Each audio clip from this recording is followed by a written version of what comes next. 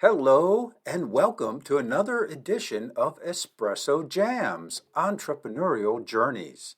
Today I have with us Dina Lakeland, and she is a registered nurse and a certified coach, and her clients have actually given her a name. They call her the Inner Warrior. Welcome to the show, Dina. Thank you, Joe. It's an honor and a pleasure to be here. It's great to have you here. We've known each other. We've seen each other around in circles, and it's great to finally have you on the show.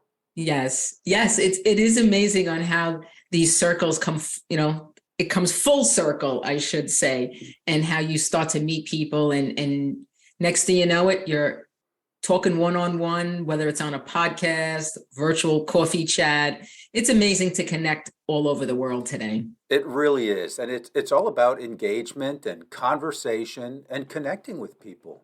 Yes. So, where do you hail from today, Dina? I live in Southern Florida. I moved here. This coming August is going to be 2 years. But I joke around about the way that I talk because every time I tell people I'm from Southern Florida, they go, "No, you're not." No, you're not. I was actually born and raised on Long Island, New York. Oh, not surprising. Yes, you have not lost much of your accent. No, it's not going anywhere. Well, great. Super duper. And so, as a certified coach and registered nurse, you're listening to Espresso Jams, short, concentrated, delicious conversations about business, technology, and entrepreneurship. If you're just starting out on your business adventure or you're a seasoned business professional, I'm sure you'll find value in these short conversations. Espresso Jams is brought to you by 𝐏𝐸𝐳𝐸, providing the tools, insights, and transformative structures to help you reach your business summit. I'm your host, Joe Matz. Let's get started. But now you have your own business. Did you always have intention to have your own business? Not at all. And the reason I say it that way was because I grew up in a family that we owned our own business. And I shouldn't say we. My grandmother started her own business. My grandfather started his own business. My other grandfather had a business. And then my dad and my uncles, they were all in the family business. And it was tough growing up with family business. Was it? What kind of business was it? My grandmother owned her own dress factory. My grandfather owned his own gas station. And then my father and my uncles ended up in the auto parts business. And my other grandfather had his own hair salon. So very different businesses from all over. Yeah. Yes, So yes. it almost sounds like having your own business is in your DNA. Yes and no. There's a phrase that money is the root of all evil, which I believe and I don't believe. It's ironic on how I watched the family have some family issues. But as the years went on, of course, everything works out. And I kept saying to myself, I'll never own my own business. Not doing it. My sister, my brother, all three of us did different things, to be honest with you. We didn't do anything with the family business at all. Okay, I guess, growing up with so many family businesses, and if you see a lot of entrepreneurs work really hard. Oh, and yes. all the time, and oftentimes the family gets sacrificed because of that. Personal life, personal health gets sacrificed because of that. And if you grow up in that kind of environment, it makes it very difficult to say, "Hey, that's what I want to do." Yeah. And that's what truly happened. My mom was a stay-at-home mom, and my dad would leave the house at 7 a.m. and wouldn't come back till 7 p.m. or I don't even know, and worked 7 days a week practically. And you're correct about that. It was tough growing up in that kind of environment. But like I said, things come full circle. And when I had my children, my dad was like, "Oh no, I get to play. I get to do this with the the grandkids." I was like, "Wait a second, is this the same dad?" Right. Wow. Okay. So So you grew up then, you didn't want to have your own business. You No. wanted to get a job? Yes, I actually knew that I would say when I was about 5 years old, I knew I wanted to take care of people. Hmm. My sister was born at that point. I was 5, she was born. I used to take care of the baby. I was the mama, not my mother. Anybody went near the baby, I would yell at them. I took care of the kids in the neighborhood that skinned their knees. I would be cleaning them up, putting Band-Aids on them. And as I was growing up, I was fascinated with ambulances. So I would make, if I was in the car or the truck with my dad, I'd make him go follow the ambulance. And in my head, I was wondering what happened if they got hurt, how was I going to take care of them? And my dad turned around and said to me, "You really need to go into the health field." And I ended up going to college and graduating as a registered nurse. Okay, well, that makes perfect sense. There was some orientation in that direction from a very young Yes. age. Yeah. Yeah. And then I also, because of that EMT ambulance chasing thing that I was doing, I also became an EMT for the local fire department where I lived for almost 30 years as well. Oh, so did you drive around in the fire truck or the EMT trucks? And I would drive the ambulance. I would take care of people in the back, or I would drive the ambulances. And I've seen a lot of different things, I and bet. I served my community because that's what I did. I rode the ambulance in my community. Was it anything like the TV shows we see about the like Ambulance 103 or whatever it might be? No. I kind of thought you would say that. Same thing with any kind of hospital show. If I was watching TV with my kids and my husband, they would say, "Okay, Ma, don't criticize the nurses, don't criticize the doctors, don't stop with the EMT stuff. We know that it's different." Yeah. Oh, that's great. Funny. Yes. Very funny. So how long were you doing that in as a nurse or as a EMT? I was a nurse. Well, I'm actually still a nurse because I hold both my licenses. I still hold my New York license and I also hold my Florida license, because I work with a wellness center back in New York that I am his wellness nurse. So I see his patients virtually, Okay. 1 day a week. And I always felt that I should always hold my nursing license. It's just something that I believe in. Hmm. But I actually retired really from nursing and working in hospitals or the college that I was working at or the doctor's offices. I've had many different jobs. The majority of my nursing career was in home care. Hmm. And I ran the gamut of being a field nurse, a field supervisor, in-house supervisor, all the way up to a director of a home care agency. And I truly decided to figure out what my next step was right before COVID hit. Right before COVID. Wow. Right. What was the inspiration for that? Did something happen? Was it internal? Was it external? There were many different reasons. After being a nurse for, at that point, it was like 32 years, I was like, okay, I want to do something different. But I also had 2 life-altering experiences that made me realize that I wanted to go into a different direction. And that's when I became a certified health and life coach. My first experience was back in 2010. I had lost over 100 pounds. My mom was sick. My grandmother had passed away. Everybody in the family had some kind of illness. And I was very overweight. And I said, I don't want to end up like the rest of the family. So it took me about a year to lose 110 pounds. And my mom had passed away at the end of that year. And then exactly 6 years later, I got diagnosed with an aggressive form of breast cancer. And I handled it. I had a year of chemo. I've had multiple surgeries. I had a bilateral mastectomy. And I said, there's more here. There's more for me to do here.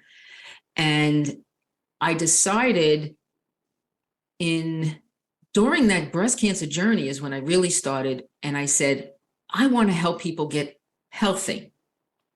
So that's when I started my certifications for health coaching. And then as I got through the breast cancer journey, I said one day out loud, cancer saved my life and my other fears almost killed me. And people were like, what are you talking about? And that's when I knew I needed to do this part of my life. I knew that was the pivoting point. And I said, my fears, I really realized that my fears was really about not being loved and being judged during my cancer journey, because I had to take care of myself first. Right. And not be the caregiver, not be the nurse, not be the EMT, not be the college professor, because at that time I was working in the college that I graduated nursing school from. Yeah, and that's a difficult switch. I've heard from many people. If you are the caregiver and then you are the one who needs care, and that can be a difficult switch because it's a whole your internal view, your internal perspective of yourself is that of giving care, not one who receives care and who needs care. Right. And, I realized with working with clients that the fears really stemmed back from either a trauma or childhood, and then add a life-altering situation on top of that, or a fatal diagnosis on top of that. And what I discovered was the tools and the strategies to get through that and really dig deep down in my inner core and find what those fears were. And that's what I truly help women today do. And I do help men as well. My passion is helping people in remission from their cancer, because we are just like, okay, now what do we do? Careers have changed, jobs can change. We have changed, not only physically, mentally, emotionally, and even spiritually. Yeah. Yeah. So one of the things I focus on is causes and effects, or symptoms, if you will. And it's almost like the iceberg in the water, whereas the 10% that you see is above the water and the 90% is below. The 90% could be the cause. And what you Right. see is what comes over the surface. Exactly. So when you're dealing with people in remission, what are some of the symptoms that are visible, and what are some of the causes that are creating those symptoms? Would you like to get in front of more of your ideal clients and at the same time build your brand and create evergreen content? Well, you can do that with podcast guesting.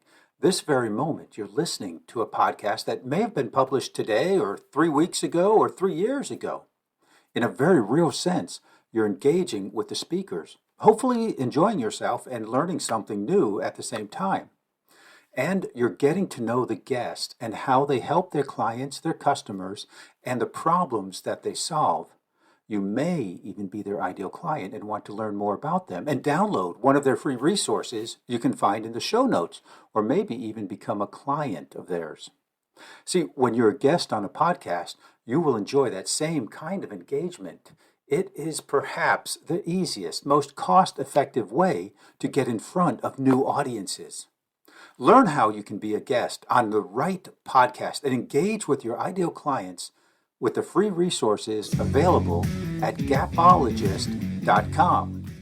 Well, I would say that, first of all, someone has to truly identify what they're most afraid of. So they really have to figure out how to be free from those fears. So it's like uncovering the layers of the onion. And an example of this is, I worked with one client who was so afraid of taking this drug that we take when we're in remission. And as we were peeling back the layers of the onion, I discovered how anxious she was, and she suffered from anxiety. And she suffered from anxiety since she was like 15 or 16 years old. And that's what we discovered. We discovered that the true fear is really not the medication. It was the anxieties she had to drive, to go to doctors, to go back to work. So here we are just thinking about a medication when the fear is all about the anxiety and how am I going to move forward when I'm so anxious about things. Right. It's the thinking about It's and the your mindset. your mindset. Yes. And for my nerdy friends, I'd like to bring up Luke Skywalker and Yoda when Yoda made him go into the cave to face his fears. He had to get over that. That was for my nerdy friends. Hey, that's okay. My husband watched all of those and Star Trek and everything else. You name it. That's great. I love it. I love the analogies. Absolutely. Yeah, well, that's a great example of what you see as a symptom, but it's not the cause. And a lot of people, they would go after that symptom. Oh, the Right. That's drug what is we not do. that bad. The drug is this, the drug is that, and all of that stuff, and not get to the cause. So I love how you get to the actual cause. Right. And once we get to the cause, then we can use certain tools and strategies to overcome them. I actually asked this woman, when were you happy? When did you realize that the anxiety was taking over? And right before you realized it, because she said she was about 16 or 17, I said, can you think of a time when nothing bothered you? And she goes, yes, when I used to drive to the country to see my grandmother with the windows down, the radio on. I said, by any chance, do you have a picture of that? And she said, of course I do. I said, what I want you to do is put it on your computer screen or hang it somewhere where you always see it.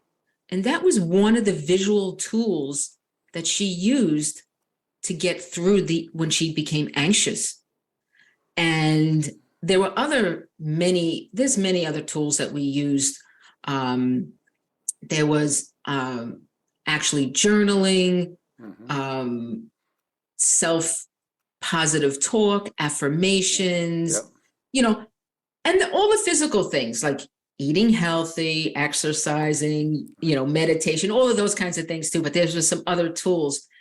And she realized that she could do this. Like she would drive a couple of miles and be okay, and then drive a few more miles and be okay. And then she was driving herself to the doctor's office. And then finally she went back to work, and the bottom line is, which I tell everyone, is that the fears don't go away completely, but you now know how to face them with the right tools, Hmm. the right mindset, and you move through it quicker. Whereas Right. sometimes those fears will just paralyze somebody and they do nothing for months to months to months to years and years. Right. Now, I've even spoken with people who have not been to the doctor for their yearly checkup because they don't want to know if something is Oh, wrong. I'm like, oh man, that's not the way to go. no, unfortunately, that isn't the way to go, but people No. have that fear. And the bottom line is, what's causing that fear? Yeah. Let's That. identify the fear and then take it further and find out what the cause is. Now, with me, when I say I've felt that I would be judged and not loved, is because through childhood I was always teased. I looked different. Okay, I acted different. I acted like a tomboy. I'm a girl, but I acted like a tomboy because I had an older brother. And I was teased a lot for being sensitive. And, you know, I had relationships, friendships that would come and go. And I would always say, what's wrong with me? Why is this happening? And then getting diagnosed, I was just like, oh no, it's starting all over again. And I found these tools to use to get through it, Yeah. you know. And there's a lot of tools that you mentioned. I use some of those tools myself. I'm a meditator. I eat Fantastic. healthy. I exercise. I use affirmations and visualization also.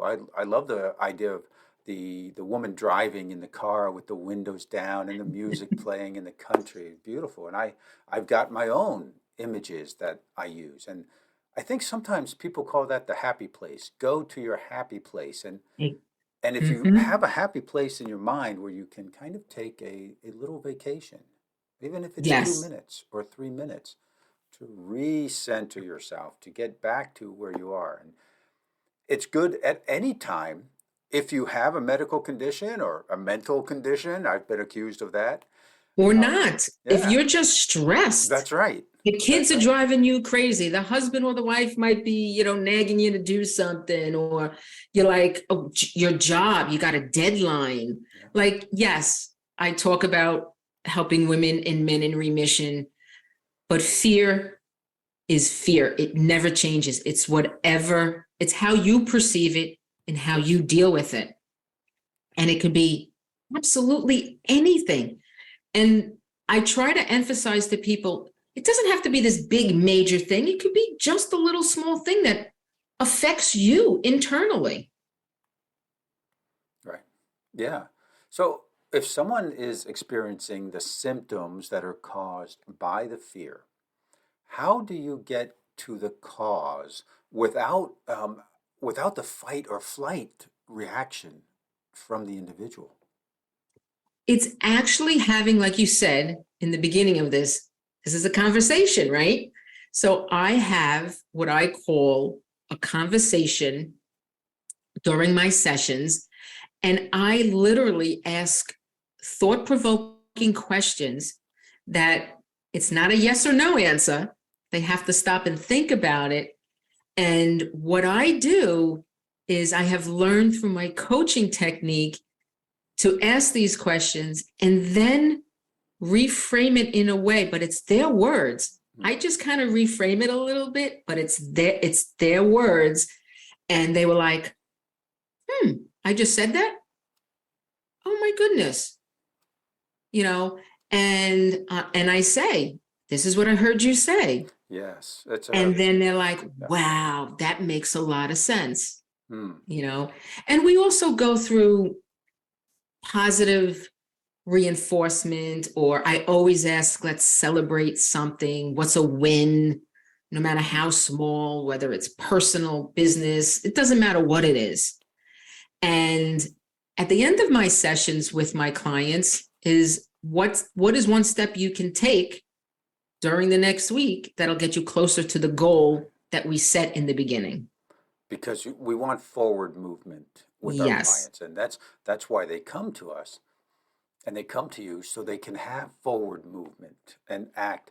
And I've always heard that courage is not acting without fear.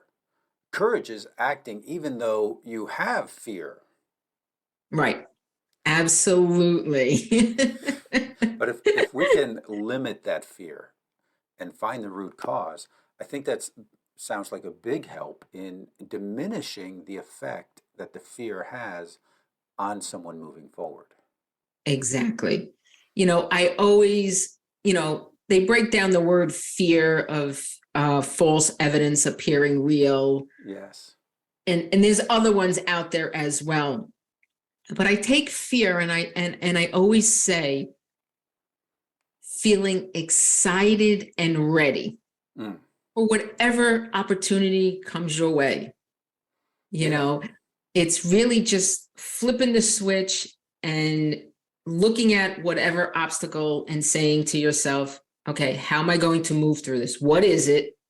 What's the cause of it? How am I going to move through it so I can feel excited and ready about whatever journey I'm on? Right. And sometimes it's so important to have someone who can listen to you without Yeah. any agenda, let's say, as a coach should be, without any agenda, just helping the person get through, being a witness, being a listener, and reframing and reframing back to the person what they're saying. Because sometimes we'll say things, and a question that goes deeper into what we say really makes us think of, now, where did that come from? And Exactly. although you can do it on your own, it's very difficult. It's Yes. very difficult. Even coaches need coaches. Yes, that's true. That's true. I've had my share. Yes, so have I. Yes. Yeah, that's great. And And Dina, you've got some exciting things coming up here in the very near future. Yes, I do. Actually, I have with a dear friend of mine, Maggie Judge, we are launching our podcast called Heal Inside and Out, Real and Raw in Breast Cancer on March 31st. And we are going to talk about all the things that a lot of people don't want to talk about, all those taboo issues. We just want to create an amazing community. And I actually am waiting. I wrote a chapter in 3 different books. I don't know exactly when they're going to be launching. They were supposed to be launching by the end of first quarter, but I think we have a little bit of delay. It might be the second quarter. Okay, well, Yeah. yeah, well, we'll be looking for when that comes out. Yes, Yes. that's I've been waiting to find out exact dates so I can, spread the word. Right, of course. Yeah, that's great. And the podcast is exciting. I know it's a lot of work and it's exciting and there's so much to be said about what you Yes. talk about. So that I'm also involved in a group that I started with 3 other women. We just started talking just to support each other. 3 of us are breast cancer survivors, and the other one works with women who've had mastectomies. She's a massage therapist, and we just started talking one day over a year ago. And then we decided to come together and form a group called the Breast Connection Prevention Plus Healing. And we meet on Zoom once a month, the second Tuesday of the month. And it's just amazing. It's really about breast health. You don't have to be a breast cancer survivor or going through the process, any kind of, breast surgery actually as well. So that community is growing as well. okay. So We'll have links to all of that in the show notes. yes, Yeah, super. yes. And for our listeners today, do you have anything special for them? Yes, I do. I have a complimentary, what I call Conquer Your Fear Discovery session. And the way that you can get in touch with me to schedule that is you can go to my website, wellnesswarriorsforlife.com, and there's a link, there's a button there that you can just schedule that session with me. And I would be honored to have a conversation with anybody listening to this podcast. Super, super. And what is that website one more time? wellnesswarriorsforlife.com. And also you can email me at Dina@wellnesswarriorsforlife.com. And it's all spelled out. It's all spelled out. Okay, no Yeah. spaces, no No spaces, no spaces, no underlines. numbers. Very good. And is that the best way to get in touch with you if someone wants to know more about you? Yes, the website is great. There's a page where you can put in some information and contact me. I love emailing me. I am also on LinkedIn, Dina Legland. I'm also on Facebook and Instagram, Wellness Warriors for Life. Super. Very good. And I'd encourage everyone listening here, if Dina touched you in some way, reach out to her. She's just a nice person. You have a great Thank conversation. you. Thank you, Joe. I appreciate your kind words. Thank you for being on the show and sharing your wisdom and your knowledge with the listeners. Thank you. Thank you. It was Bye. a pleasure. Bye-bye now. Bye. Thank you for listening to Espresso Jams. If you like what you heard, please subscribe on your preferred channel and never miss another episode. If you'd like more business tips on technology, entrepreneurship, and doing better, you can find me on LinkedIn at Joe Matz, that's JoeMatz, or go to my website, apexable.com, that's apex-able.com. I'm your host, Joe Matz, wishing you an awesome day.